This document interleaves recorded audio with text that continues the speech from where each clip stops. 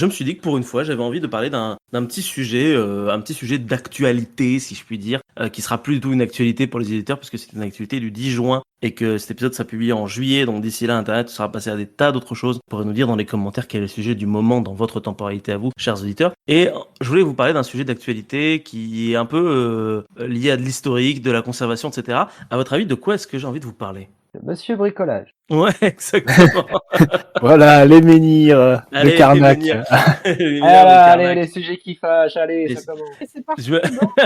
je me disais que ça pourrait être intéressant pour une fois d'en parler parce que moi j'étais en vacances quand c'est tombé et je me suis un peu renseigné sur le sujet. Je me suis dit ça peut être intéressant d'en parler un petit peu. Alors d'abord je vais vous faire un petit résumé de tout ça. C'est une polémique qui a eu lieu, chères auditrices, chers auditeurs, si vous l'avez loupé, en juin, du coup, il y a quelques jours finalement, en juin 2023, où c'est sorti, en fait, à Carnac, des minières ont été détruits pour y implanter un monsieur bricolage. Alors, est-ce que c'est vrai? Est-ce que c'est plus compliqué que ça? Eh ben, on va voir ça tout de suite. En fait, tout commence avec un billet d'un certain Christian Obels, qui est un archéologue amateur, et qui bosse parfois avec la DRAC, hein, donc du coup les services qui s'occupent de l'archéologie dans les régions, et qui en fait parle de menhirs qui auraient été détruits aux alentours de Carnac. Alors je précise bien aux alentours de Carnac parce que bien évidemment, comme Internet s'est enflammé et est parti en couille tout de suite, c'est pas les menhirs des alignements de Carnac qui sont en jeu, c'est un autre site archéologique entre guillemets qui est bien dans la même commune à Carnac. Donc on a tôt fait souvent de faire l'amalgame assez rapidement.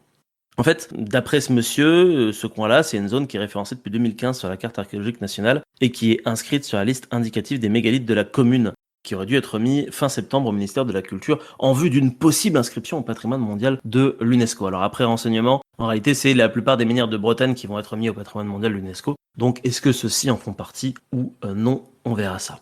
Sur le site, il y avait, d'après ce monsieur, 37 menhirs entre 50 cm et 1 mètre chacun.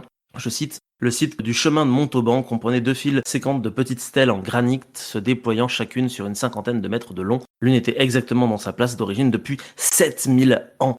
Petit menhir constituait sans doute l'un des ensembles de stèles les plus anciens de la commune de Carnac, 5480 à 5320 avant JC, soit la datation la plus haute obtenue pour un menhir dans l'ouest de la France. Voilà, les menhirs ont été détruits pour y implanter un monsieur bricolage, c'est ce que dit ce monsieur. Il ne reste rien du tout. Il y a 3 semaines, je suis passé en voiture et c'est là que j'ai vu que tout avait été détruit. Du jour au lendemain, des bulldozers étaient arrivés et c'était terminé. Le pire, c'est que le site aurait pu être préservé car il ne se trouvait pas sous le bâtiment qui est en train de se construire, mais derrière. Alors, qu'est-ce que vous en pensez de ça déjà? Enfoiré de capitaliste. Ouh. Bah non, il y a un peu de ça hein, quand même. Il y a Ouais. un petit peu ce côté où, comment dire, on permet la destruction. Alors, je crois que là où le monsieur bricolage a été construit, la zone n'était pas encore, le site n'était pas encore classé, Tout à fait. il me semble. On y Et, reviendra, je vous laisse la réaction à chaud, on reviendra après pour le... il était pas encore classé et je crois qu'il avait été en grande partie fouillé. En tout cas, il était très bien connu.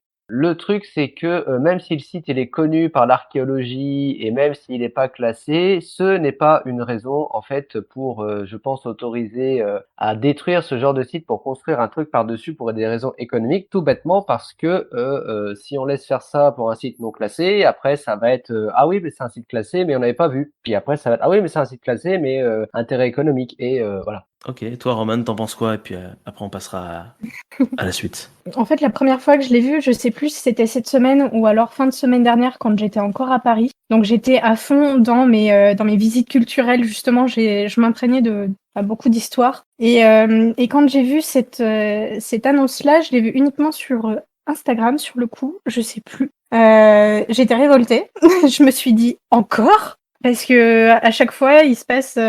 Il y a toujours des endroits culturels qui sont connus, reconnus, qu'on va détruire pour pouvoir placer comme disait Théo, un capitalisme par-dessus. Et que ça soit des lieux culturels ou alors juste des grands champs. La nature aussi s'en prend plein la tronche. Tout ça pour mettre des grosses usines, des gros bâtiments pour faire de l'argent. Et moi, c'est quelque chose qui me révolte. Et surtout, c'est un lieu qui est quand même super important d'après ce qu'on peut comprendre. Donc ça me paraît assez étrange. Et il y a, de ce que j'ai vu, il y avait une pétition qui était passée il y a déjà plusieurs mois pour justement arrêter les travaux, enfin éviter que les travaux soient faits, mais que ça n'avait pas porté et du coup la construction avait été autorisée. Quand j'avais découvert ça, pareil, un peu révolté par la nouvelle, du coup j'avais fouillé un petit peu ce que pouvaient écrire les médias, et notamment un article je sais plus quoi, je suis désolé pour eux, hein, mais je les ai lus, je les ai oubliés, qui racontait que justement il y avait quand même pas mal de nuances à rajouter à cette C'est ça. nouvelle, avec les soucis d'un côté où normalement un site archéologique, si tu l'endommages, bah tu es punissable par la loi, c'est-à-dire que tu peux encourir jusqu'à 7 ans prison, des dizaines de milliers d'euros d'amende, et que de l'autre, la DRAC qui aurait autorisé ou je ne sais quoi. Mais je pense que tu vas nous éclairer de tes lumières, Mais Marc, bien sur sûr, cette affaire. Voilà. car j'ai fait comme toi, j'ai fouillé un petit peu partout dans tous les sens. Et en fait, en gros, l'idée c'est que la DRAC, alors je précise pour les auditeurs, la DRAC c'est la Direction Régionale des Affaires Culturelles. Voilà, et généralement dans la DRAC il y a ce qu'on appelle les SRA, les services régionaux d'archéologie à l'intérieur. Donc, je reprends. Selon la DRAC, qui se fonde sur les rapports archéologiques qui ont été réalisés en 2015, les pierres dressées ne présentent pas de traces d'usure caractéristiques de leur implantation qui auraient été faites il y a des millénaires. Donc du coup, ça signifie que ce que l'archéologue amateur signifiait au début serait entre guillemets faux. Apparemment, d'après le rapport archéologique, que je rappelle, je n'ai pas lu, je ne suis pas allé faire un tour à la DRAC de Bretagne, d'après les archéologues de 2015, les pierres ont manifestement été déplacées pour construire un petit muret qui était autour. Et il ne s'agirait donc pas ici d'une file de menhir. Le deuxième point, par contre, c'est que, souvenez-vous, il y a 2 files de menhir, une première et une seconde. Et sur la seconde, l'interprétation serait un peu plus complexe d'après le rapport archéologique, parce que même si aucune fosse de calage n'a été mise au jour, les blocs sont néanmoins implantés plus profondément dans la terre, qui signifierait qu'ils sont potentiellement plus anciens. Et 4 d'entre eux présentent les marques d'une usure très longue. Toutefois, on ne peut pas dater un menhir comme ça de 7000 ans. En fait, il y a besoin de datation réelle, carbone 14 ou ce que vous voulez. Hein. Donc sans fouille réelle archéologique, il est impossible, à l'inverse de ce que prétend le monsieur du début, d'affirmer qu'il s'agit des menhirs les plus vieux de France du tout. On peut rajouter à ça que dire que ce sont des menhirs, d'ailleurs, est une hypothèse sans être, à ce stade, je cite, formellement établie. Bon, toutefois, il y a quelques années, il y a eu une première demande de permis qui a été faite par Monsieur Bricolage dans cet environ, et ça avait été refusé en raison d'une hauteur non réglementaire et de la présence d'une zone humide, non pas forcément à cause des vestiges archéologiques qui sont autour. 8 ans plus tard, le même porteur de projet revient à la charge avec un nouveau permis de construire au même emplacement. Le maire assure que le dossier était conforme et sur un terrain privé. Il n'avait donc pas d'autre choix que de l'accepter. Alors, la question c'est, y a-t-il eu oubli de l'implantation sur un site archéologique, alors que le dit site avait été placé par la DRAC en zone de prescription dans l'ancien plan d'occupation des sols? Est-ce qu'il y a eu cafouillage? Est-ce qu'il y a eu oubli? Est-ce qu'il y a eu ci? Est-ce qu'il y a eu ça? Ou est-ce que juste tout le monde s'en fout? Parce qu'au final, c'est juste 4 menhirs, et encore, on n'est même pas sûr que ce soit des menhirs. Ça, eh bien, malheureusement, nous n'aurons potentiellement jamais vraiment la réponse. Même si la DRAC explique qu'il n'y a quand même aucun oubli. En gros, par voie de communiqué, la DRAC prévoit que la zone du projet est une zone d'activité et confirme que le terrain n'est par ailleurs pas répertorié parmi les zones de présomption archéologique. Donc en gros, il n'y a pas besoin d'avis d'archéologue pour pouvoir venir faire des monsieur bricolage. Sur ces entrefaites, sachez que le maire de Carnac a exprimé ses regrets, mais ça n'empêche pas de recevoir des menaces de mort apparemment régulièrement. Donc qu'est-ce que ça nous dit tout ça? Je sais pas vraiment, en fait, on va essayer de faire une conclusion.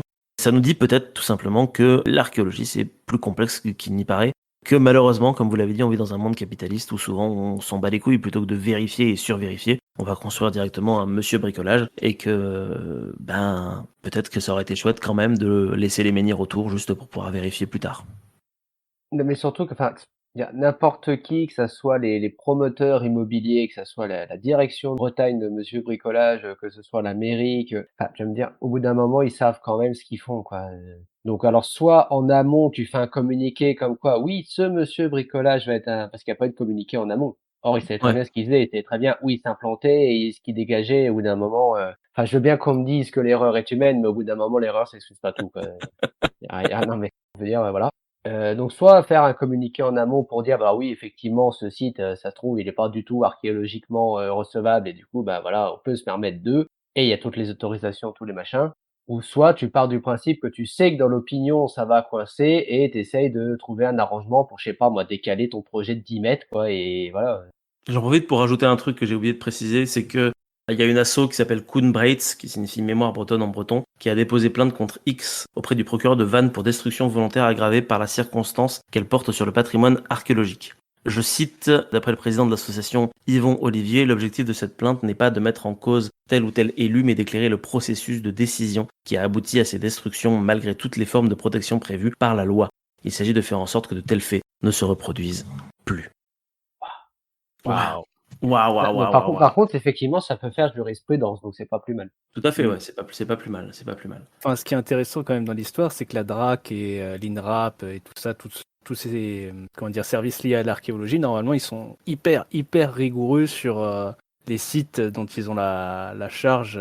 Bien sûr. Et ce qui interroge du coup, c'est que, bah oui, effectivement, qu'est-ce qui a pu se passer? Est-ce que l'endroit était véritablement important? Et à côté de ça, bah forcément, dès que les promoteurs immobiliers, en tout cas de chantier là, de Monsieur Bricolage, dès que eux, ils ont eu ne serait-ce qu'une trace de, comment dire, de confirmation ou de validation de leur chantier, bah à mon avis, ils se sont rués sur le site, ils ont tout Bien rasé sûr. en mode, bah voilà, comme ça, on nous fera pas chier, on va pas nous arrêter au milieu du chemin.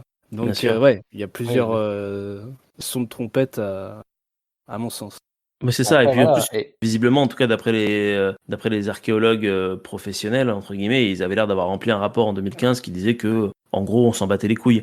Ce qui peut choquer, hein, comme on peut le constater, mais ce qui, finalement, dans le contexte de l'archéologie en France aujourd'hui, avec l'archéologie préventive, où au final, il y a effectivement des sacrifices qui sont faits quand c'est, entre guillemets, pas excessivement important aux yeux des représentants de la DRAC ou du SRA. Donc, qu'on soit d'accord ou non avec ça, malheureusement, c'est un fait. Alors en fait, en plus Ouais. du fait que ça soit pas plus important que ça, c'est peut-être parce que on a déjà des informations de ce genre-là sur un autre site.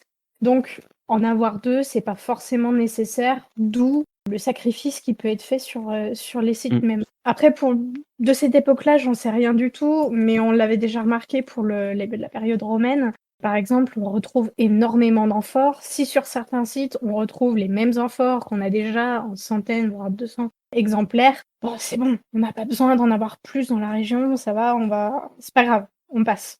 Mm. Ça peut Oui. peut-être aussi être ça, on n'est peut-être pas forcément au courant de tout non plus. Et c'est Ouais. vrai que dès que la DRAC fait un texte comme celui que tu as lu, bah, j'ai envie de dire, elle nous coupe un peu la chic à tout le monde et on peut plus vraiment dire grand-chose, quoi. C'est ça. Non, mais c'est ça.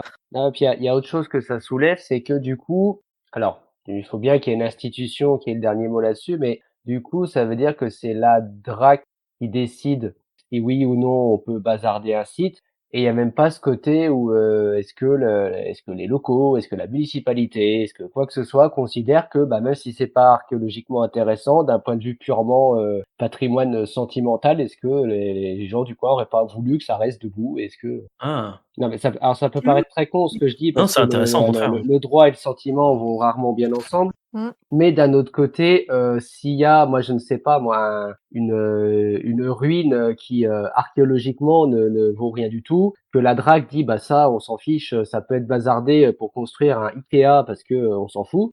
Mais qu'à côté de ça, tu as des gens du coin qui ont une espèce d'intérêt intime, on va dire, pour ce truc. Est-ce que pour autant ça veut dire qu'il faut qu'on le dégomme?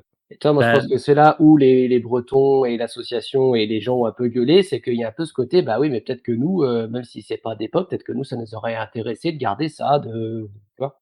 c'est Ouais. hyper intéressant ce que tu dis, parce qu'il y a pas, un monument n'a pas besoin de dater pardon, de 7000 ans pour être important, en fait, aux yeux des gens qui l'ont au quotidien autour d'eux, quoi. Donc, ça pourrait même être un arbre, un muret ou un truc auquel tu es habitué, auquel tu as vu peut-être tes enfants grandir ou que sais-je. Tu as envie de le préserver et pas forcément, comme tu dis, avoir un Ikea ou un McDonald's à la Tu place. vois, et ce que je dis, c'est pas que ça doit l'emporter sur des décisions purement juridiques et scientifiques, etc. Ce que je dis, c'est que c'est quelque chose qui pourrait entrer dans le questionnement qu'on se fait de si oui ou non on construit un truc quelque part. C'est une question d'identité, ce dont tu parles. Enfin, Bah, je trouve, hein. plus que de l'identité, c'est le rapport des gens à un Mmh. espace qui, même si c'est pas archéologiquement valable, d'un point de vue patrimoine, c'est quelque chose qui leur immatériellement, ça leur a, enfin comment dire, ça les concerne un peu, tu vois. Bien sûr, mais parce que ils font partie de ce village ou de cette ville et que du coup, c'est l'identité de la ville et du village, là où ils sont et c'est ce qui les caractérise aussi. Parce que quand ils vont recevoir des gens à la maison, ils vont se dire: «Bah, viens, on va aller se promener là, tu vas voir, c'est super joli» ou Oui, ben voilà. «Regarde cet arbre, il est magnifique», enfin voilà et en fait, ça fait partie de leur identité en tant que habitant de cet endroit. En plus, effectivement, du sentimental et tout ce qui va avec. Voilà. Et moi, je pense que c'est ça qui a surtout chagriné les gens, quoi. Mm. Et qu'il y ait pas eu, c'est ça qui soit pris en compte dans le traitement du truc, quoi. Après, je sais bien, encore une fois, ce côté-là et le côté purement légal et technique, ça va rarement ensemble. Là, je sais bien, mais voilà. Oui, et puis il faut pas oublier que, peut-être pas tous les jours, mais enfin, très régulièrement, enfin, le patrimoine archéologique est détruit au profit de constructions récentes. Ça se passe régulièrement à Nîmes ou à d'autres villes, ou dans d'autres villes, pardon, où ben, forcément il y a des projets immobiliers qui ont lieu. Ces projets immobiliers ils permettent de mettre en place des fouilles pour prendre connaissance du patrimoine qui se trouve à cet endroit-là, heureusement. Mais bah, ce patrimoine, hormis les pièces les plus importantes, va être détruit après, puisque ce qui importe, l'énorme majorité du temps, c'est des constructions récentes. C'est-à-dire que la ville doit continuer de se construire, les besoins des habitants doivent continuer d'être remplis au détriment du passé, forcément. Bien sûr. Oui, C'est mais après, la c'est toujours mentalité pareil, et on faut peut faire pas au cas par l'empêcher, cas. quoi. Dans une très grande ville où il y a des besoins en logement, en zone où les gens vont trouver de l'emploi, etc., où t'as pas forcément la place de t'étendre indéfiniment, là oui, effectivement, il y a un ordre des priorités à établir. Dans le cas du site de proximité de Carnac, enfin, le site où il y a le Monsieur Bricolage, je crois que c'est pas une très grosse ville, enfin, c'est pas très, très densément peuplé. Du coup, il y avait peut-être moyen, je connais pas le coin, mais il y avait peut-être moyen de, pas forcément placer le truc à cet endroit-là. Mm. C'est ça que je veux dire, c'est qu'il y a des impératifs qu'il peut y avoir dans certains endroits, dans certaines zones, qui avaient peut-être pas forcément là, en termes Ouais. de placement justement du monsieur bricolage. Parce qu'en soi, qu'ils construisent un monsieur bricolage, on s'en fout. Si ça fait des emplois, si ça fait de l'économie, très bien, c'est pas ça le problème. La ville de Karnak a un peu plus de 4000 habitants. Ah oui, c'est pas beaucoup. C'est la c'est la population municipale, population de l'agglomération, on est presque à 8000. Voilà. De toute façon, Ok. c'est toujours la question de. Ça devient presque même une question sociétale ou de philosophie. C'est est-ce que. Enfin, en fait, à partir de quel moment on protège le patrimoine en dépit aussi de la vie des gens qui vivent dans le présent même? Qu'est-ce qu'on doit préserver? Comment on doit le préserver? Comment on doit vivre autour ou non? C'est toujours une question qui est un peu compliquée. Et puis les monuments, si tu les gardes, comment est-ce que tu les intègres dans le paysage urbain? C'est quelque chose qui est vachement intéressant. Je trouve que j'ai un exemple qui me vient en tête. Alors c'est un exemple qui est hyper classique, hein, bien sûr, mais c'est Rome. Je trouve que dans Rome, après en tant que touriste, hein, bien sûr, je n'ai pas étudié Rome en tant que scientifique. Je trouve que Rome, ça rend super bien. J'ai l'impression vraiment d'être dans plein d'époques en même temps et que les ruines s'accordent parfaitement avec l'urbanisme qui est autour. Et ça montre que d'une certaine manière, c'est possible, je trouve. Je suis d'accord. Oui, non, mais c'est ce que je voulais dire avec le cas par cas, toi, c'est que Bien sûr. effectivement, il faut trouver un équilibre entre ce qu'on veut garder et aussi le fait qu'on peut pas tout garder, bien évidemment. Si ce petit instant passé en notre compagnie vous a plu et que vous avez envie d'en passer d'autres avec nous, eh bien n'hésitez pas à vous abonner, mettre un petit pouce bleu, partager la vidéo ou encore nous suivre sur les réseaux sociaux. Sachez que vous pouvez aussi écouter cet épisode dans son entièreté et pour cela vous n'avez qu'à vous rendre dans la description de la vidéo. Je vous dis à très bientôt pour à nouveau écouter un petit peu de tout et surtout un petit peu de rien.